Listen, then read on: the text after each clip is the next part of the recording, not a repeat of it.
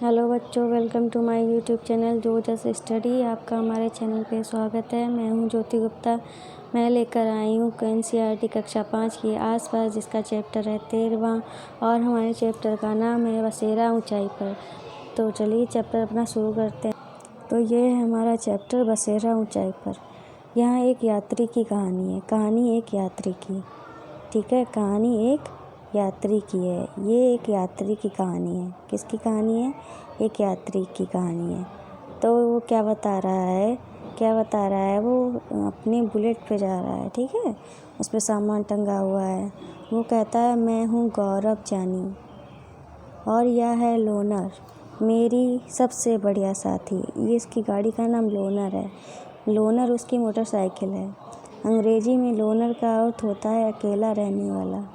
वैसे तो मेरी मोटरसाइकिल अकेली नहीं है, मैं उसके साथ हरदम हूँ, ठीक है। फिर क्या है? हम दोनों ही मुंबई की भीड़-भाड़, शोरगुल वाली गलियों और ऊंची ऊंची इमारतों से निकलने का मौका ढूंढते रहते हैं। हम दोनों को ही अपने सुंदर देश के अलग अलग इलाकों को घूमने का बहुत शौक़ है। आज मैं तुम्हें सुनाता हूँ एक अद्भुत कहानी, दुनिया के सबसे ऊंचे रास्तों पर मोटरसाइकिल यात्रा की। दुनिया के सबसे ऊंचे रास्ते हैं, उन पर मोटरसाइकिल की यात्रा की कहानी जो है वो बताना चाह रहे हैं, ठीक है। फिर यहाँ पे क्या लिखा हुआ है? आइए आपको दिखाते हैं। कैसे की तैयारी? मेरी यात्रा थी लगभग 2 महीने की। तो कितने महीने की यात्रा थी? 2 महीने की यात्रा थी। इतने दिनों के लिए सामान ले जाना था, वह भी मोटरसाइकिल पर लाद कर। मैंने बहुत सोच समझकर ज़रूरत का सामान इकट्ठा किया। रहने के लिए टेंट, बिछाने के लिए प्लास्टिक की सीट, स्लीपिंग बैग, गर्म कपड़े, काफ़ी दिन तक ख़राब ना होने वाला कम खाना, कैमरा, पेट्रोल रखने के लिए डिब्बे और इत्यादि भी। मैं मुंबई से निकला, महाराष्ट्र, गुजरात, राजस्थान के छोटे बड़े शहरों से होता हुआ दिल्ली पहुंचा। तो महाराष्ट्र से जब दिल्ली हम जाते हैं तो किन किन राज्यों से गुजरना पड़ता है? महाराष्ट्र से जब दिल्ली जाते हैं तो गुजरात और राजस्थान से होकर जाना पड़ता है। मैं आपको दिखा दूँ। मान लो ये हमारा भारत का नक्शा है, ठीक है। ये हमारा भारत का नक्शा है, ठीक है। तो महाराष्ट्र हमारा यहाँ है, ठीक है। और गुजरात हमारा यहाँ है और राजस्थान हमारा यहाँ है, ठीक है। राजस्थान हमारा यहाँ है, गुजरात हमारा यहाँ है और दिल्ली हमारा यहाँ है। तो इस तरीके से वो होके गया। मैं दूसरे कलर से बता देती हूँ। इस तरीके से वो होके गया, ठीक है। तो इस तरीके से वो होके गया। मुंबई से दिल्ली तक का 1400 किलोमीटर का रास्ता मैंने 3 दिन में तय किया। तो मुंबई से दिल्ली तक का 1400 किलोमीटर का रास्ता उसने कितने दिन में तय किया था? 3 दिन में तय किया था अपनी मोटरसाइकिल से। मुझे पूरी उम्मीद थी कि दिल्ली में मुझे कुछ नया देखने को मिलेगा, पर दिल्ली भी मुंबई जैसी ही लगी। इतने सालों में मैं थक चुका था एक ही तरह के शहर को देखते देखते। फिर वो क्या किया उसने? फिर वहीं एक जैसे घर, सीमेंट, कांच और स्टील के बने हुए। अब आने वाले दिनों के बारे में सोचकर मैं बहुत उत्सुक था। मेरी कल्पना थी कि मुझे देखने के लिए मिलेंगे लकड़ी के घर, ढलवा छत और बर्फ़ से ढके घर, बिल्कुल वैसे जैसे मैंने किताबों में देखे थे। दिल्ली में फिर सामान भरवाकर मैं आगे बढ़ा। 2 दिन बाद मनाली पहुंचकर पहाड़ों की ताज़ी हवा के बीच मैंने चैन की सांस ली। असली यात्रा तो अब शुरू होनी थी। जम्मू कश्मीर राज्य के कई मुश्किल रास्ते होते हुए मैंने लद्दाख और लेह में जाना था। कहाँ जाना था? लद्दाख और लेह में जाना था, ठीक है। कुछ क्वेश्चन दिए गए हैं, जब क्वेश्चन आंसर वाले पार्ट होंगे उसमें मैं क्वेश्चन के आंसर दूंगी। ये इनकी बाइक खड़ी है, ये इनका टेंट वगैरह लगा हुआ है, ये आप देख सकते हैं, ठीक है। फिर आप क्या लिखा है? मेरा नया घर। मैं और मेरी लोनर आगे बढ़े जा रहे थे। मुझे सिर्फ भरपेट खाना चाहिए था और रात की ठंड से बचने के लिए टेंट। मेरे छोटे से नायलॉन के टेंट में इतनी जगह थी कि मैं सो सकूं। रात के समय मेरी मोटरसाइकिल टेंट के बाहर पहरा देती थी और सुबह की ठंडी हवा और चिड़ियों की चहक से ही मेरी आँख खुलती थी। इस तरीके से वो सोते थे। फिर आगे क्या लिखा है? ठंडा रेगिस्तान। कैसा रेगिस्तान? ठंडा रेगिस्तान। आखिरकार मैं और मेरी लोनर ले पहुंच ही गए। अजब अनूठा था यह इलाका, सूखा, समतल और ठंडा रेगिस्तान। ठंडा रेगिस्तान को क्या कहते हैं? लद्दाख कहते हैं। लद्दाख में बहुत कम बारिश होती थी। यहाँ दूर दूर तक दिखते थे बर्फ़ से ढके पहाड़, सूखा सा मैदान, सूखा ठंडा मैदान। और लेह शहर की एक शांत गली में सफ़ेद पत्थर के सुंदर मजबूत घरों को देखा। तो लेह में कैसे घर थे? सफ़ेद पत्थर के सुंदर मजबूत घर थे। थोड़ा आगे बढ़ा तो कुछ बच्चे जो थे झूले झूले यानी स्वागत स्वागत चिल्लाते हुए मेरा पीछा करने लगे। झूले झूले से का मतलब क्या हुआ? स्वागत स्वागत है। कुछ चिल्लाते हुए मेरा पीछा करने लगे। वे लोनर को देख के बहुत हैरान थे। सभी मुझे अपने घर ले जाना चाहते थे। सभी बच्चे क्या करना चाहते थे? सभी बच्चे उसको अपने घर ले जाना चाहते थे और झूले झूले करके उसका स्वागत कर रहे थे। झूले झूले भाषा अपनी भाषा में, वैसे झूले का मतलब होता है स्वागत है, स्वागत है। अब तासी के घर। तासी का जोर चला, वह मुझे खींचकर अपने घर ले गई। उसका घर 2 मंजिला था। पत्थरों को काट कर घर के एक के ऊपर एक रख कर बना हुआ था। तो तासी का घर कैसा था? लद्दाख में था उसका घर, पत्थरों को काट कर बना था, एक के ऊपर एक रख कर बना था। 2 मंजिला घर था। उन पर मिट्टी और चूने से पुताई की गई थी। अंदर से छप्पर जैसा लग रहा था। अंदर से घर कैसा लग रहा था? छप्पर जैसा लग रहा था। हर तरफ घास फूस पड़ी हुई थी। तासी मुझे लकड़ी की सीढ़ियों से पहली मंजिल पर ले गया। ठीक है, उसने बताया कि वह उसका परिवार जो है ऊपर की मंजिल में रहते हैं। उसने बताया कि उसका जो परिवार और वो कहाँ रहते हैं? पहली मंजिल पे रहते हैं। नीचे की मंजिल पर जानवरों को रहने के लिए रेगिस्तान है। और यहाँ पे एक बात लिखी है, यहाँ पे लिखा है रेगिस्तान रेतीले और गर्म नहीं होते। लद्दाख के पहाड़ों पर इतना सूखा माहौल है कि वहाँ भी पेड़ पौधे जो हैं वो उग नहीं पाते, लेकिन वो ठंडा रेगिस्तान है। ठीक है, एकमात्र रेगिस्तान ठंडा रेगिस्तान है, लद्दाख में है। इतनी जगह थी कि ज़रूरत का सामान इकट्ठा करके रखते हैं। तो नीचे की मंजिल में जानवर रहते थे और ज़रूरत का जो सामान होता था वो रहता था। जैसे कि आप देख सकते हैं, ये पहली मंजिल है और ये दूसरी मंजिल है। दूसरी मंजिल में लोग रहते हैं और पहली मंजिल में जानवरों से ज़रूरत का सामान जो है वो रखा जाता था। फिर सर्दी के दिनों में अक्सर इनका परिवार भी नीचे की मंजिल में जानवरों के पास ही रहता था। और नीचे की मंजिल में कोई खिड़की नहीं थी। छत को मजबूत बनाने के लिए पेड़ों को मोटे मोटे तने से इकट्ठा किया गया था। तो घर को मजबूत बनाने के लिए, छत को मजबूत बनाने के लिए क्या किया गया था? पेड़ों के मोटे तने का इस्तेमाल किया गया था। फिर तासी मुझे छत पर ले गया और आसपास का नज़ारा तो देखते ही बनता था। सभी घरों की छतें जो थी कैसी थी? समतल थी। कहीं लाल मिर्च सूखने के लिए फैली थी तो कहीं सीताफल, कहीं मक्का, यानी कुछ ना कुछ सब छतों पे फैला हुआ था और समतल छत थी। किसी छत पर धान का ढेर लगा था तो किसी पर उपले सूख रहे थे। तासी ने बताया छत उसके घर का सबसे महत्वपूर्ण हिस्सा है। यहाँ गर्मियों की तेज़ धूप में ही वह सारी फल सब्जियाँ जो हैं सुखा ली जाती हैं। ये ठंड के दिनों में इस्तेमाल होती हैं। जब फल सब्जी नहीं मिल पाते हैं, सोचो किन महीनों में होता होगा ऐसा। ये आपसे एक क्वेश्चन पूछा गया है। अब यहाँ पे ये कह रहे हैं, वहाँ खड़ा मैं सोच रहा था कि किस तरह उनका घर का एक हिस्सा एक खास सोच से बनाया गया था, बिल्कुल वहाँ के मौसम और लोगों की ज़रूरत के अनुकूल। मुझे यह समझ नहीं आ रहा था कि मोटी मोटी दीवारें, लकड़ी के फर्श और लकड़ी की छत ठंड से कैसे बचाते होंगे। तो वो सोच के बारे में, उनके घर की डिज़ाइन के बारे में वो सोच रहा था, कैसे कैसे ये रहते हैं, कैसे इनको ठंड से बचना होता है, कैसे ये अपने लिए सामान इकट्ठा करते हैं, सब कुछ उसके बारे में वो सोच रहा था। अब यहाँ पे लिखा हुआ है, दुनिया की चोटी पर लोगों का बसेरा। अब समय था आगे बढ़ने का। टेढ़े मेढ़े सकरे पहाड़ी रास्तों में से होते हुए मैं बहुत ऊंचाई पर जा रहा था।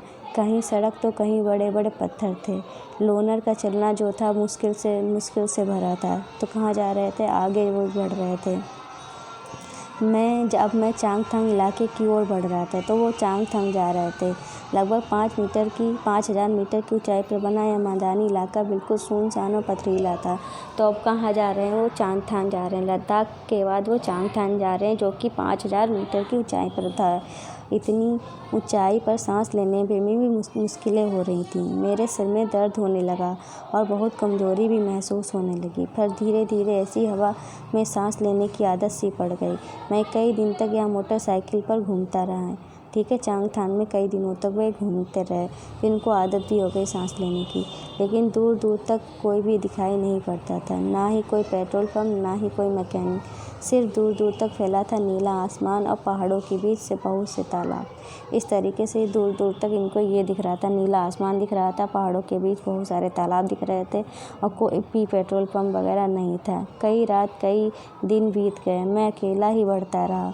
फिर एक दिन अचानक मेरे सामने बड़ा सा हरा मैदान और उसमें चरती भेड़ बकरियां। थोड़ी ही दूरी पर मुझे टेंट दिखाई दिए। मैं हैरान था कि इतने सुनसान इलाके में कौन लोग रह रहे हैं और कि यहाँ क्या कर रहे हैं। मतलब इतनी ऊंचाई पर कौन लोग रह रहे हैं। तो वो देख के जो था वो हैरान हो गया। ठीक है, वहाँ हरी हरी घास थी, हरे मैदान थे और भेड़ बकरियाँ जो थी चल रहे थे और टेंट वगैरह लगे हुए थे। ये लोग कौन थे? चांगपा लोग थे। कौन थे? चांगपा। चांगथांग में कौन लोग रहते थे? चांगपा। वहाँ मैं मिला नामग्याल से। उन्हीं से मुझे चांगपा के बारे में पता चला। इतने बड़े इलाके में सिर्फ 5,000 लोग ही चांगपा में घुमंतू लोग हैं, जो हमेशा एक जगह पर नहीं रहते। मतलब चांगपा में 5,000 लोग रहते हैं जो घुमंतू होते हैं, और वो एक जगह पर नहीं रहते, इधर से उधर वो घूमते रहते हैं। अपनी भेड़ बकरियों के झुंड को लेकर पहाड़ों पर हरे मैदानों की खोज में घूमते रहते हैं। इन्हीं जानवरों से वो अपनी ज़रूरत का सामान मिल जाता है। दूध भी मिल जाता है, मांस भी मिल जाता है, टेंट के लिए चमड़ा भी मिल जाता है, स्वेटर और कोट के लिए ऊन भी मिल जाती है। भेड़ बकरियाँ इनकी सबसे बड़ी पूंजी है। जितनी भेड़ बकरियाँ उतना ही ऊंचा परिवार का स्तर माना जाता था। चांगपा खास तरह की बकरियाँ पालते थे। तो कैसी खास तरह की बकरियाँ पालते हैं? इनके बालों से दुनिया की सबसे मशहूर पश्मीना ऊन जो है बनाई जाती है। तो इनके बालों से ये जो पश्मीना बकरियाँ होती हैं, इनके बालों से ही मशहूर पश्मीना ऊन बनाई जाती है। जितनी ठंडी और ऊंची जगह होगी, बकरियों के बाल उतने ही ज़्यादा नरम होंगे। इसलिए चांगपा इतने मुश्किल हालत में भी उतनी ऊंचाई पर रहना पसंद करते थे। यही है इनकी ज़िंदगी। तो इनकी ज़िंदगी जो थी यही थी। अब इन्होंने क्या किया, मैंने मोटरसाइकिल पर अपना थोड़ा ही सामान लाया था, लेकिन ये लोग अपना पूरा घर और सामान घोड़े या याक पर लाकर घूमते हैं। तो ये लोग क्या करते हैं, अपना घर का पूरा सामान और वगैरह जो चीज़ थी अपने घोड़े और याक पर लाद कर ही घूमते थे। ये घुमंतू थे ना, इसलिए जब आगे बढ़ना हो तो ये सिर्फ 2.5 घंटे में अपना डेरा समेट कर निकल पड़ते और जहाँ ठहरना होता है वहीं कुछ देर में अपने टेंट गाड़ देते और तैयार हो जाता है इनका घर। आपका स्वागत है कहते हुए नामग्याल मुझे बड़े तिकोने टेंट में ले गया। ये अपने टेंटों को क्या कहते हैं? रेबो कहते हैं। और याक के बालों से बुनाई करके चांगपा की पट्टियाँ बनाते हैं, जिन्हें सिलकर जोड़ लेते हैं, और ये बहुत मजबूत और गर्म होते हैं। मैंने देखा कि ये जो और पहले ये पढ़ लेते हैं यहाँ पे क्या लिखा है। शीर्षक संकेत। चांगपा की भाषा में चांगथांग का मतलब होता है ऐसी जहाँ बहुत कम लोग रहते हैं। बच्चों की विभिन्न भाषाओं में ऐसे शब्द हैं जिनकी चर्चा की जा सकती है। ऊंचाई पर जाने से हवा की ऑक्सीजन की मात्रा कम होती है। ऑक्सीजन क्या है इस समझ की अपेक्षा नहीं की जा सकती, पर बच्चों को कुछ अंदाज़ा हो सकता है कि ऊंचाई पर सांस लेने में मुश्किल होती है और पहाड़ों पर चढ़ने वाले कई ऑक्सीजन सिलेंडर भी ले जाते हैं। फिर उस इलाके में रहने वाले लोगों को प्रति संवेदनशील होंगे। उनकी ये समझ बनेगी कि रोटी के लिए लोग किन किन कठिनाइयों का सामना करते हैं। मतलब अपनी रोजी रोटी के लिए लोग किन किन कठिनाइयों का सामना करते हैं, ये बात ये बता रहे हैं। ठीक है, अब यहाँ पे क्या लिखा है? यहाँ पे लिखा है दुनिया में मशहूर पश्मीना। माना जाता है कि पश्मीना शॉल में 6 स्वेटरों के बराबर गर्मी होती है। तो पश्मीना शॉल में कितने स्वेटरों के बराबर गर्मी होती है? ये हमारी पश्मीना शॉल है। पश्मीना शॉल में 6 स्वेटरों के बराबर गर्मी होती है। इतनी गर्म और मोटी बिल्कुल भी नहीं होती है। इतनी बहुत ज़्यादा गर्म होती है, मोटी बिल्कुल भी नहीं होती है। यह पश्मीना बनता है पहाड़ी बकरियों की खास नस्ल से, जो 5,000 मीटर की ऊंचाई पर रह सकती हैं। जो 5,000 मीटर की ऊंचाई पर भेड़ बकरियां जो वगैरह वगैरह रहती है उन्हीं से ही उनके बालों से ये पश्मीना शॉल बनती है। यहाँ सर्दियों में तापमान 0 डिग्री सेल्सियस से भी कम होता है, मतलब -40 डिग्री सेल्सियस तक पहुँच चला जाता है। इतनी सर्दी से बचने के लिए बकरियों के शरीर से बहुत ही बारीक और नरम बाल उग आते हैं, जो गर्मियों में झड़ जाते हैं। ये बाल बहुत ही पतले होते हैं, इतने पतले होते हैं कि बकरी के 6 बाल को मिलाकर तुम्हारे सिर के एक बाल की मोटाई के बराबर होंगे। तो मतलब अभी यह क्या कह रहे हैं, ये कह रहे थे इन बकरियों के इतने पतले बाल होते हैं कि हमारा एक बाल और उनके 6 बाल, ठीक है। इसलिए पश्मीना शॉलों को मशीनों द्वारा नहीं बनाया जा सकता। इनकी बुनाई जो है हाथों से बुनकर की जाती है। एक ख़ास बुनकर होते हैं जो बनाते हैं। अगर एक बुनकर 250 घंटे काम करे तब जाकर एक साधारण पश्मीना शॉल तैयार होती है। बहुत मेहनत लगती है इसमें। सोचो अगर डिज़ाइन वाली शॉल बुननी हो तो कितने लोग लगेंगे। तो मतलब जो सिंपल शॉल बनती है उसमें 250 घंटे लगते हैं अगर एक आदमी काम करे। अगर उसमें डिज़ाइनें हैं तो बहुत टाइम लगता है। पट्टियाँ 9 डंडियों के सहारे ज़मीन में बंधी थी। कहा है कि रैबों की जो पट्टियाँ थी वो 9 डंडियों के सहारे ज़मीन में बंधी थी। टेंट लगाने से पहले ज़मीन में 2 फुट गहरा क्या किया जाता है, गड्ढा खोदा जाता है। फिर गड्ढे के आसपास की ऊंची वाली ज़मीन पर टेंट लगाते हैं। फिर टेंट में घुसने पर पाया कि वह बहुत ऊंचा था और मैं आराम से सीधा खड़ा हो सकता था। और टेंट में मैं ऐसा नहीं कर पाता था। उनका जो टेंट था वो उसमें खड़े नहीं हो पाते थे। और रैबो अंदर से मेरे मुंबई वाले फ्लैट के कमरे से जितना बड़ा था। तो रैबो जो था वो काफ़ी बड़ा था। यहाँ पे आप देख सकते हो ये बहुत बड़ा कमरे के बराबर है। और जितना बड़ा था कि 2 लकड़ी के बड़े डंडों के सहारे खड़ा था। रैबों के बीचों बीच में एक खुला छेद था, तो इसके बीच में खुला छेद भी था जहाँ से चूल्हे का धुआं जो था वो बाहर जा सके। नामगाल ने बताया कि इनके टेंट का डिज़ाइन 1000 साल से भी पुराना था। इसके लिए टेंट में रहने वाले चांग पर ठंड से बचते थे। ठंड से बचने के लिए ये टेंट जो है ये बनाया गया था। आप यहाँ पे देख सकते हैं रैबों की ये डिज़ाइन जो है वो यहाँ पे देख सकते हैं। फिर ये कह रहे हैं ठंड भी कैसी। सर्दियों में यहाँ का तापमान 0 से कहीं नीचे चला जाता है। बर्फ़ जो हवा भी बहुत तेज़ चलती है।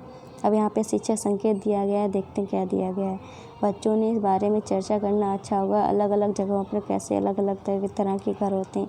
एक ही जगह पर भी तरह तरह के घर होते हैं। इनके कारणों, मौसम से, पैसा और वहाँ से मिलने वाले सामान, मिट्टी पर बातचीत करें।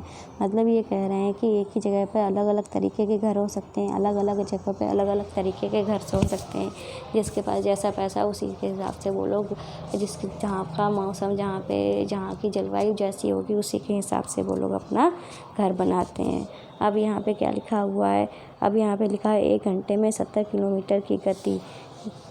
अगर तुम सोचो तो अपने गांव में बैठे हो तो भाई इतनी गति से चले तुम कहाँ पहुँच जाओगे। रैबों के पास भेड़ बकरियाँ को रखने के लिए जगह बनी थी। इसे चांगपाल लेखा कहते थे। क्या कहते थे, भेड़ बकरियों को रखने के लिए एक जगह बनाते थे रैबों के पास में, उसको ये लोग लेखा कहते थे।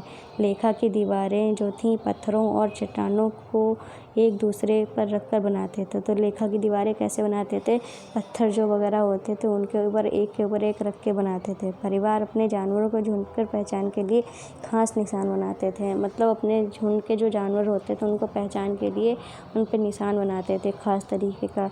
रोज़ सुबह ठंड को लेखा से बाहर निकाल कर गिनकर चराने ले जाते थे। मतलब अपने जानवरों को गिन लेते थे फिर चराने जाते थे। ठीक से वापस लाना वहाँ की औरतों, जवान लड़कियों को रोज़ काम था। मतलब चराने का काम लड़कियों और औरतों का था। फिर चांगपाल लोगों की पूरी ज़िंदगी तरह जानवरों से जुड़ी हुई है। क्या कोई जानवर तुम्हारी ज़िंदगी का हिस्सा है? ये क्वेश्चन है जिनके आंसर मैं बाद में बताऊंगी। अब यहाँ पे कह रहे हैं पता करो। यहाँ पे भी क्वेश्चन दिए गए हैं।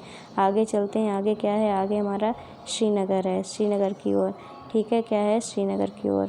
तो श्रीनगर की ओर क्या है, मैंने कुछ दिन में इन लोगों के साथ बिताए। कुछ दिन जो है इन लोग श्रीनगर के लोगों के साथ बिताए। ना चाहते हुए भी आगे बढ़ना तो था ही। लेह से वापसी की यात्रा से मुझे इन अनोखे इलाके से दूर दूसरी दुनिया में ले जाने वाली थी।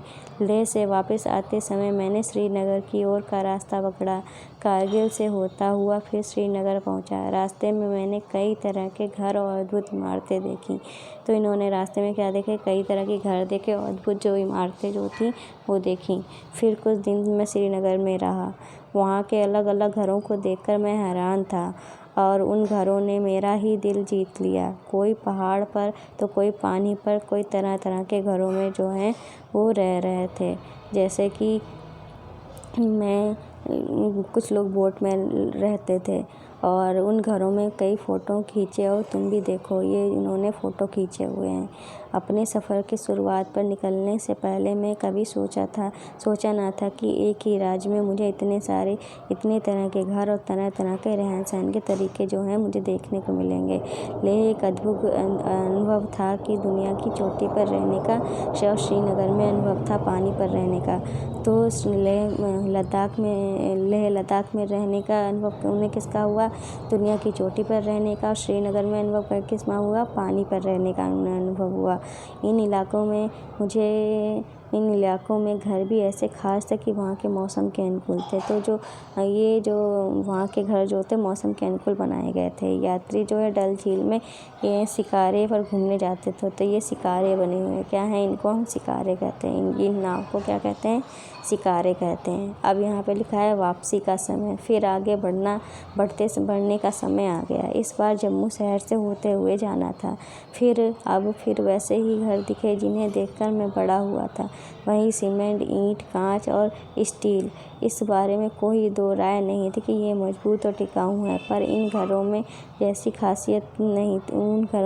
खासियत नहीं थी जैसे मैंने खुशनुसी से लेह और श्रीनगर में देखे थे। फिर उतना ही लंबा वापसी का सफ़र करके मैं लोनार से मुंबई पहुंचने वाले ही थे। मुंबई शहर की भीड़ भाड़ वाली सड़कों पर लोनार वापस नहीं आना चाह रही थी। मेरा मन भारी हो रहा था। फिर क्या हुआ, मन भारी हो रहा था इनका। फिर पर अंदाजे से दिल में एक खुशी थी कि इतना कुछ अनोखा और मैं नया अपनी यादों में अपने कैमरे में कैद करके ले आया हूँ। और यह अंत थोड़े ही है। मैं अपनी मोटरसाइकिल जब भी इस शहर में जाऊँगा, इस शहर से उब जाऊँगा तो निकल पड़ूँगा एक नए सफ़र पे। तो ये अपने नए सफ़र की बात कर रहे हैं। अब यहाँ क्या कह रहे हैं, देखो जम्मू कश्मीर में अलग अलग तरह के घर हैं। वहाँ के लोगों की ज़रूरत के अनुसार ये घर जो हैं बनाए गए हैं। जैसे कि इनका ये घर बना हुआ है, ठीक है। ये कह रहे हैं क्या बचा सकते हो कि इस चित्रकारी का मतलब क्या है। एक चित्रकारी दिखाई गई है कश्मीर में। यहाँ क्या है, कश्मीर के हर गली के कूचे में दिखती है बेकरी। ये एक बेकरी दिखाई गई है। क्या है, ये बेकरी है। कश्मीर के लोग अपने खाने के लिए रोटी घर में नहीं बनाते, ये दुकान से ख़रीदते हैं। तो क्या करते हैं, आटा जो है खुद ही गूँथ लेते हैं, आटा दे आते हैं, वो लोग बेकरी से रोटी जो है बना देते हैं। उसका थोड़ा बहुत पैसा ले लेते हैं, क्योंकि आग जलाने के लिए वहाँ आग जलाना बहुत मुश्किल होता है। और जितना आग जलाने में खर्चा नहीं होता, उससे रोटी से दुगना तिगना खर्चा आग जलाने में हो जाता है। इसलिए ये बेकरी में ही अपना सामान दे आते हैं और वहीं से रोटियां खरीदते हैं। अब यहाँ पे लिखा है श्रीनगर के घर एक नज़र में। जैसे कि श्रीनगर के घर बने हुए हैं, ये देखिए आप, ये कैसे घर हैं, आइए बात बताते हैं आपको। ये कैसे घर हैं, ये इनको देखिए। ये लिखा है श्रीनगर में बाहर से आए कई टूरिस्ट हाउस बोट में रहते हैं। हाउस बोट 80 फुट तक लंबे होते हैं और बीच से इनकी चौड़ाई लगभग 8-9 फुट होती है। तो ये जो इनकी लंबाई जो होती है 20 से कैसी होती है, इस तरह बोट तो हमारी ऐसी ही होती है, तो 20 से इनकी लंबाई 8-9 फुट होती है और इस तरीके से घर बने हुए होते हैं, ठीक है। और टूरिस्ट जो आते हैं वो ऐसे इसमें रहते हैं। और ये लिखा है, ये जो घर बने हुए कैसे हैं, बोट की तरह बने लकड़ी के डोंगे पर पानी पर तैरते रहते हैं। श्रीनगर के डल लेक और झेलम नदी में उन लोगों को कई परिवार रहते हैं। मकान की तरह इन लोगों में अलग अलग कमरे भी होते हैं। तो ये जो नाव पे बनाया गया जो घर है, इसको हम डोंगा कहते हैं, ठीक है। इसमें जैसे देख सकते हैं, ये एक कमरा है, ये दूसरा कमरा है, ये तीसरा कमरा, 3 कमरे का ये बनाया गया है। ये हमारे जैसे कि ये टूरिस्ट लोग इसमें रहते हैं और ये जो मकान वाले लोग होते हैं इनकी देखभाल के लिए पास में इनके ये रहते हैं। अब यहाँ पे क्या लिखा है, हाउस हाउस बोट और इसके कई बड़े बड़े अंदर की छत पर लकड़ी की सुंदर नक्काशी भी होती थी। इतने खास डिजाइन थे, ख़त्म बंद इनको बोलते हैं। मतलब ये जो नक्काशी थी इनको क्या बोलते हैं, ख़त्म बंद बोलते हैं, जिससे जिक्सा जैसा पैटर्न बना हुआ है। ठीक है, अब यहाँ पे क्या लिखा हुआ है, यहाँ पे घर दिखाया गया है। ये कह रहे हैं कि पत्थरों को काट कर ऊपर एक खास बनाए गए घर कश्मीर के गांव में दिखते हैं और पत्थरों के ऊपर मिट्टी की पुताई की जाती है और लकड़ी का भी इस्तेमाल किया जाता है। और इन घरों की छत कैसे होती हैं, ढलवा छतें होती हैं। ढलवा छत का मतलब ऐसे होते हैं, स्लोप में होती हैं, स्लाइडिंग की तरीके से होती हैं। ठीक है, इस तरीके की ये छत होती हैं। अब यहाँ पे क्या लिखा हुआ है, यहाँ पे लिखा हुआ है यहाँ के पुराने घरों की ख़ास बात है कि ये जालीदार खिड़कियाँ ये बाहर की ओर उभरी होती हैं। तो यहाँ के जो घर होते हैं, इनकी कुछ घर ऐसे भी हैं जिनकी जो खिड़कियाँ हैं बाहर की तरह उभरी होती हैं। इन्हें क्या कहते हैं, इन्हें डब कहते हैं। इनमें बैठकर हम बाहर का नज़ारा जो है आसानी से ले सकते हैं। अब यहाँ पे क्या दिखाया गया, यहाँ के पुराने घरों की खासियत है कि ईंट पत्थर और लकड़ी के घरों को मिलाकर इन घरों की दरवाज़ों खिड़कियों पर डिज़ाइन जो है मेहराब बनी होती है। मेहराब की डिज़ाइन बनी होती है और ये सुंदर सी डिज़ाइन जो होती है इन घरों पे बनी हुई है। अब यहाँ पे कुछ क्वेश्चन है, अब आगे चलते हैं। आगे क्या है, आगे यहाँ पे लिखा है, आगे भी ये कुछ क्वेश्चन दिए गए हैं। ठीक है, इन क्वेश्चन के आंसर मैं बाद में दूंगी। उम्मीद है आपको वीडियो जो है पसंद आई होगी। वीडियो पसंद आई है तो लाइक करके जाना। अब बात करते हैं, जो मुंबई वाला आदमी जो था, जो यात्री था, वो उसका नाम क्या था, उसका नाम आपको कमेंट करना है। ठीक है, ये आज का क्वेश्चन है। और आपको क्या करना है, हमारी गुरु दक्षिणा देनी है। तो गुरु दक्षिणा में आपको क्या करना है, हमारे चैनल को सब्सक्राइब करना है। क्या करना है, हमारे चैनल को सब्सक्राइब करना है और शेयर करना है। यही हमारी गुरु दक्षिणा है। और सब्सक्रिप्शन बटन के पास बेल आइकन होता है, उसको भी हिट कर देना है। ठीक है, और हमारे चैनल पे आपके हर सब्जेक्ट की क्लासेस चल रही हैं। अगर आपने नहीं देखी हैं तो चैनल की प्लेलिस्ट में देख लेना। ठीक है, और हमारे चैनल को शेयर और सब्सक्राइब ज़रूर कर देना। ये हमारी गुरु दक्षिणा है। ओके।